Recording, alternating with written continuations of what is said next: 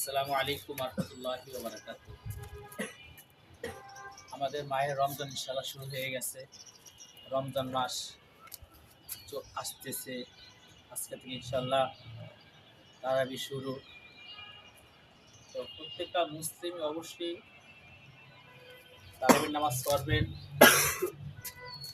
রোজা রাখবেন, বেশি বেশি আল্লাহ তাআলার ইবাদত করবেন।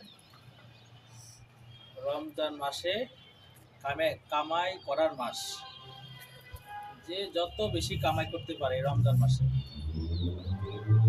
ততই তার লাভ আখিরাতে হবে। তো আশা করি সবাই আমার বিষয়টা ভালোই বুঝছেন। তো রমজান মাসে ইনশাআল্লাহ রোজা অবশ্যই রাখবেন, আল্লাহ তাআলা বেশি বেশি ইবাদত করবেন এবং বেশি বেশি নেক আমল করবেন। ভিডিওটা ভালো লাগলে অবশ্যই শেয়ার করবেন, লাইক করবেন, কমেন্ট করবেন আর আমাদের পাশে থাকবেন। আসসালামু আলাইকুম ওয়া রাহমাতুল্লাহি ওয়া বারাকাতুহু।